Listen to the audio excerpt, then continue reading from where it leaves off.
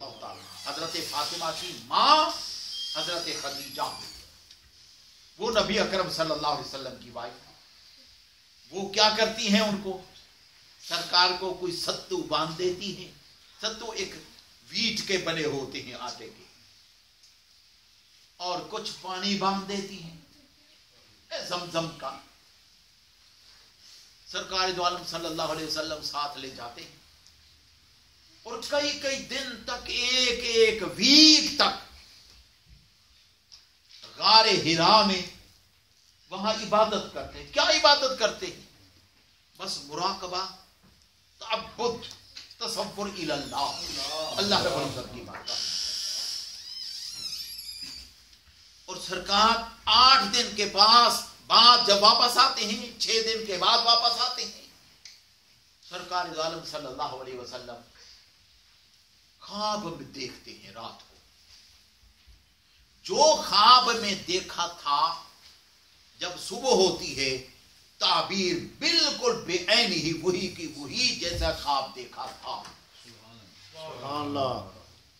اور انبیاء کے خواب جو ڈریم ہوتے ہیں یہ بھی اللہ پاک کی طرف سے یقینی ہوتے ہیں. نبی اکرم صلی اللہ علیہ وسلم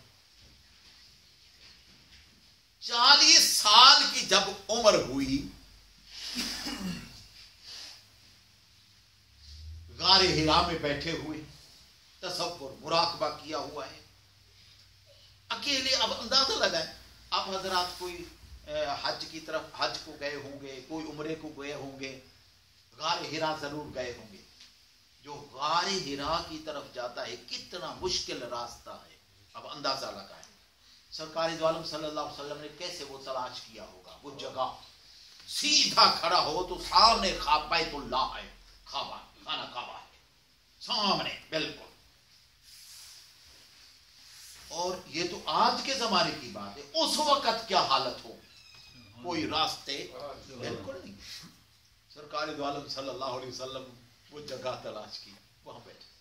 40 سال کی عمر میں فرشتہ وہی لے کر آ جاتا ہے. سب سے پہلی وحی قرآن مجید فرقان حمید جو نازل ہوا وہ کون سی تھی؟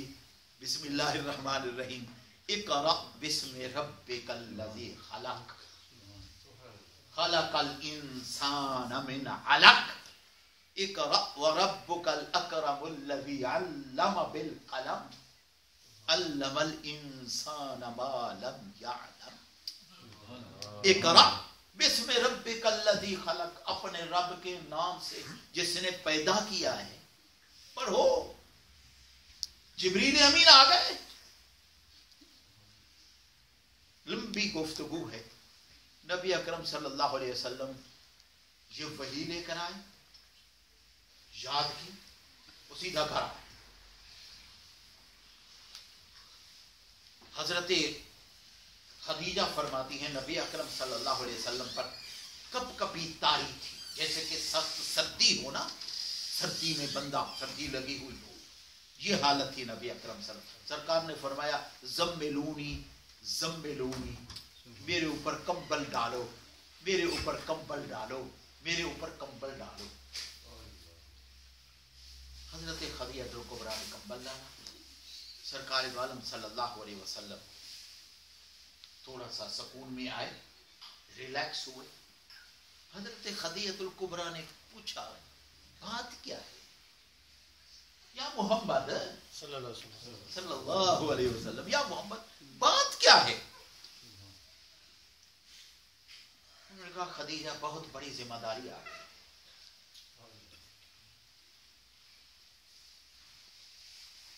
کون سی ذمہ داری؟ اللہ رب العزت نے کہا ہے کہ اس شرک کے میدان میں توحید کا جھنڈا لگاؤ.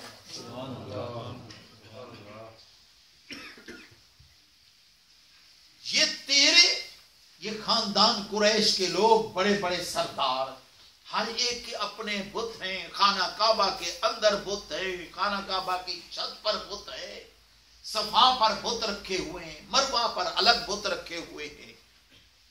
یہ اگر میں ان کو نکالتا ہوں یہ سارے میرے خلاف ہو جائیں گے، میں اکیلا ہوں گا، میرا ساتھ کون دے گا؟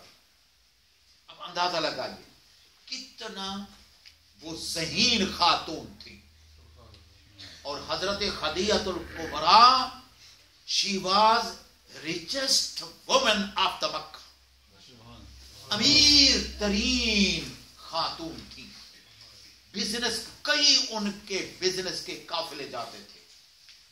تمام سے زیادہ عورتوں میں سے حضرت خدیجہ الکبریٰ بہت امیر ترین تھی، پیسے والی. لیکن جتنا پیسہ تھا اتنا ذہین خاتون. انہوں نے کہا کہ نہیں، پریشان ہونے کی ضرورت نہیں ہے، پریشان ہونے کی ضرورت نہیں ہے. ایک تو میں اپنے چچا کے پاس آپ کو لے چلتی ہوں، ورقہ بن نوفل، وہ پہلی کتابوں کا ماہر ہے، پہلے اس سے پوچھتی ہوں بات کیا ہے. باقی آپ نہ گھبرائیں، کیونکہ آپ کے اندر صفات پائی جاتی ہیں. غریبوں کی مدد کرتے ہیں، رشتہ داروں کے ساتھ صلہ رحمی کرتے ہیں، اور ہر ایک کے ساتھ تعاون کرتے ہیں.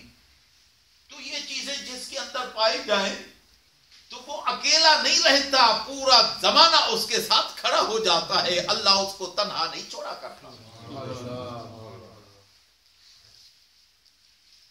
ورقہ بن نوفل کے پاس لے گئے،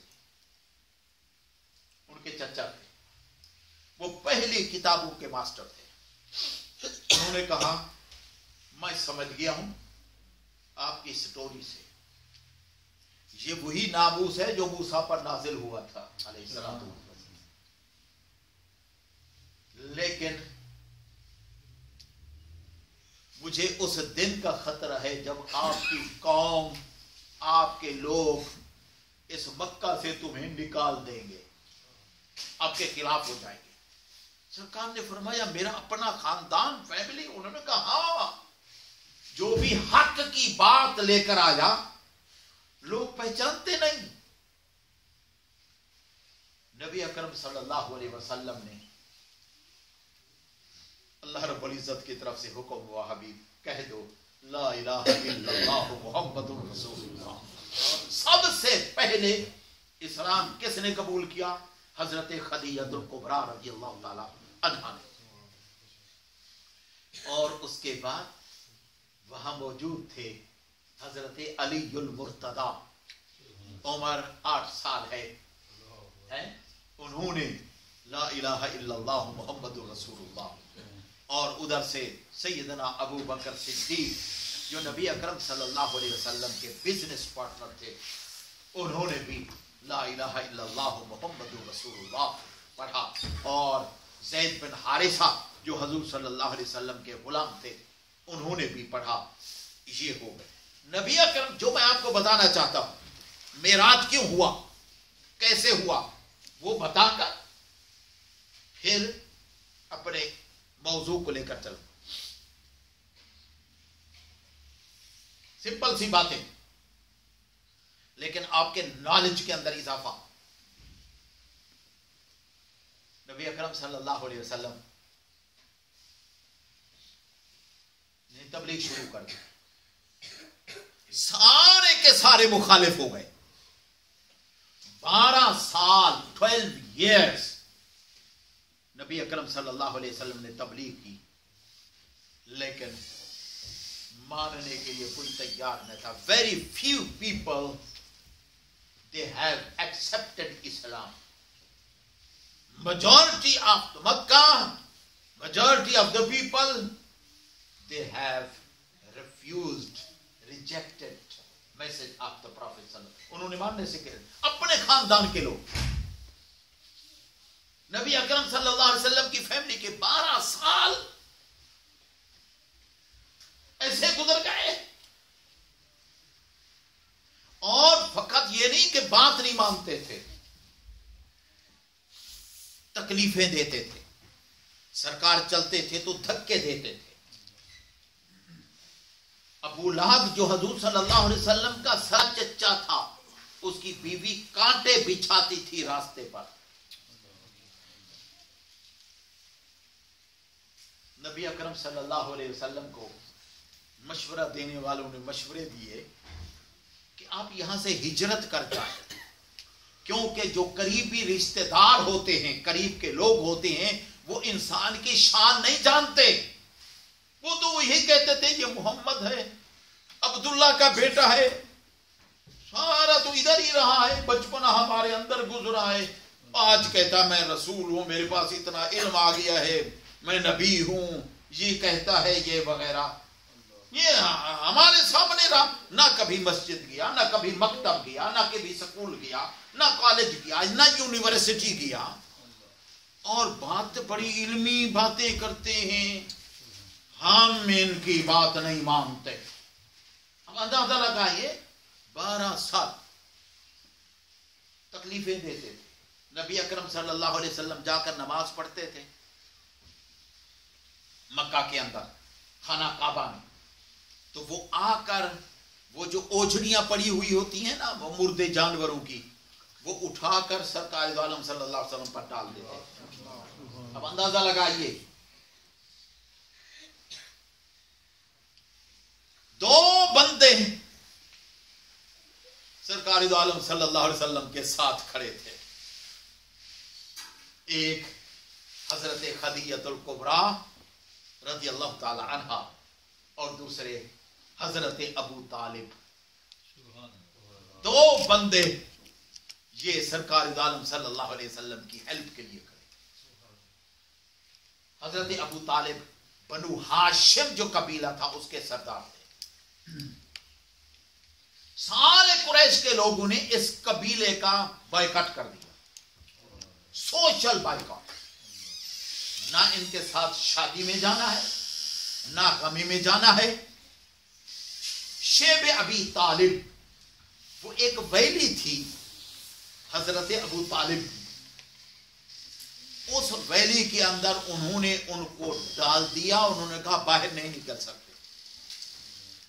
لوگوں کو کہہ دیا نہ تو ان کے ساتھ کھانے کی چیز دینی ہے، نہ ان کو پینے کی چیز دینی ہے. سرکار دو عالم صلی اللہ علیہ وسلم فرماتے ہیں وہ ٹائم ہم پر بہت مشکل تھا، لیکن سرکار دو عالم صلی اللہ علیہ وسلم نے اپنا میسج چھوڑا نہیں ہے. جو اصل بات ہے we proud we are Muslim. یاد رکھیں ہم فخر کرتے ہیں کہ ہم مسلمان ہیں. زندگی چند روزہ ہے، very few years، پھر جانا ہے قبر کے اندر. قبر کی تنہائی ہوگی، alone، اکیلا ہوگا قبر کے اندر. no friend، no relative، no رشتے دار، اکیلے قبر کے اندر ہوں گے اور قبر اندھیری ہوگی. no light. اگر چاہتے ہو لائٹ ہو تو محمد رسول اللہ صلی اللہ علیہ وسلم سے محبت کرو، کیونکہ ان کے آنے سے لائٹ ہوگی. قبر کے اندر جب وہ آئیں گے تو اگر دنیا کے اندر یہ کہہ دیا کہ میں مسلمان ہی نہیں، وہ لوگ مال کی خاطر، کاروبار کی خاطر وہ تھوڑا سا پریشر آ گیا ہے تو اپنے آپ کو چھپاتے پھرتے ہیں we are not Muslim یہ وغیرہ. no we proud we are Muslim. یاد رکھو نبی اکرم صلی اللہ علیہ وسلم پر فخر کرو کہ ہم آپ کے امتی ہیں. یہ دنیا کی چند روزہ زندگی یہ ختم ہو جائے گی. وما من دابۃ فی الارض الا علی اللہ رزقها.